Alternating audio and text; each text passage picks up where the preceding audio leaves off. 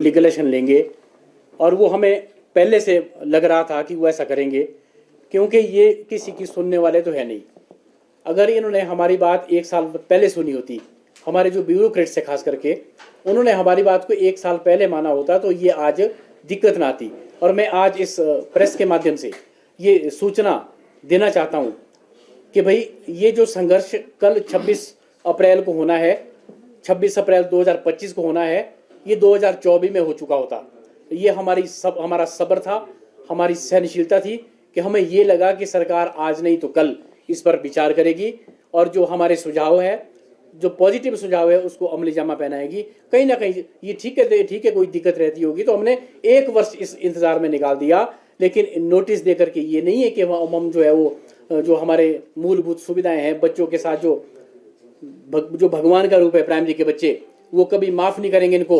वो इस जन्म में तो उसका जो बुरा असर है वो भुगतेंगे, लेकिन अगले जन्म में भी मुझे नहीं लगता कि वो इन बच्चों के जो हा है उससे वो कहीं छूट पाएंगे। तो नोटिस जारी करे सरकार, और इसके माध्यम से लीगल एक्शन ले, हमें सस्पेंड करे, निलंबित करे, लेकिन जो हम अपना पक्ष रखना है वो हम अपना पक्ष रखेंगे। जहां तक भी हमें जाना पड़े हम वहां तक जाने को तैयार है। और हमारा एक शिक्षक पूरे प्रदेश से, और इसके साथ साथ एक बात मैं आपको और बताना भूल गया, मैं सरकार को ये भी आज के इस चैनल के माध्यम से, आपके चैनल के माध्यम से बताना चाहता हूं कि कल हमारा सांकेतिक धरना था। सिर्फ संकेत मात्र हमने सरकार को देना था कि जी ये हमारा धरना है, ये हमारा रोष है, ये कारण है, इसलिए नहीं हम कर पा रहे, तो इसलिए जो है आप इसमें विचार करें। लेकिन अगर सरकार इस तरह के नोटिस थमाती रही और हमारी जो मांगे हैं उस पर कोई विचार नहीं किया, तो कल शाम से ही जितने ऑनलाइन काम है स्कूल्स के, पढ़ाई के अलावा, उस पूरे शिक्षक पूरे की पूरी पाठशालाओं में बंद कर देंगे। केवल मात्र हम पढ़ाई का जो काम है वो स्कूल में जारी रखेंगे। बच्चों की पढ़ाई कहीं प्रभावित ना हो, क्योंकि उनकी पढ़ाई से, उनकी वजह से हम लोगों की रोजी रोटी चलती है। अगर उन बच्चों का इनको ख्याल नहीं है तो हमें तो ख्याल है, लेकिन जो ऑनलाइन काम है वो सारे कल शाम से जो है वो बंद कर दिए जाएंगे। सरकार ने, जब मुख्यमंत्री महोदय ने और शिक्षा मंत्री महोदय ने चिंता व्यक्त की और हम लोगों की बैठक बुलाई, और हमने अपने स्तर पर प्रदेश स्तर में गूगल मीट की, जिसमें माननीय शिक्षा मंत्री जी को भी जोड़ा, और हमने दिन रात मेहनत की, भरपूर प्रयास किया, और उसका परिणाम हुआ कि हिमाचल पहले स्थान पर आया। आज जो मुद्दा है वो विशेष करके एक निदेशालय के गठन को लेकर के है। सरकार वर्ष से ये मन बनाए बैठी थी कि एक निदेशालय होना चाहिए। हम बिल्कुल पहले दिन से इसका विरोध करते आए हैं, वो इसलिए कि एक निदेशालय बनाने से गुणात्मक शिक्षा में सुधार नहीं, बल्कि शिक्षा का ढांचा जो है वो तहस नहस हो जाएगा। आप जानते हैं कि किसी भी ग्रुप को अगर सशक्त करना है तो ग्रुप छोटा होना चाहिए। 1984 से पहले शिक्षा का एक निदेशालय हुआ करता था, लेकिन शिक्षा के क्षेत्र में परिणाम चिंताजनक थे। 1984 के बाद जब प्रारंभिक शिक्षा का अलग निदेशालय बनाया गया, उसके बाद से जो है परिणाम उसके सुधरने लगे।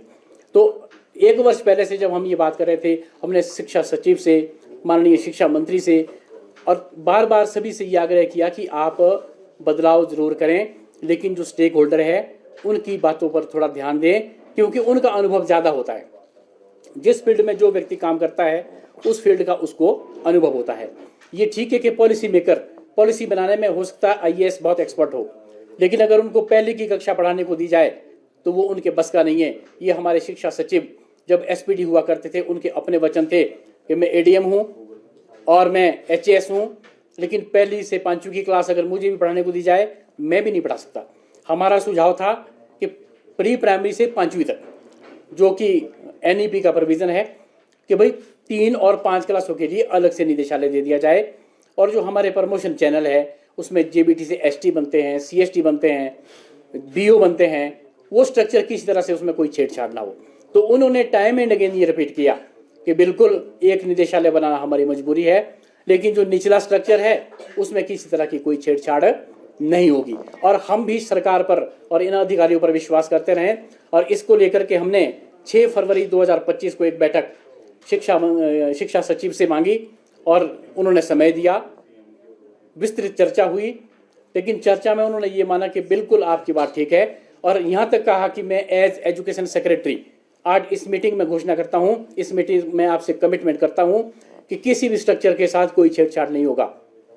उसके बाद कुछ और मुद्दे हमारे उस बैठक में थे, जैसे बीईओ को क्लास 2 गेजेटेड करने की बात थी।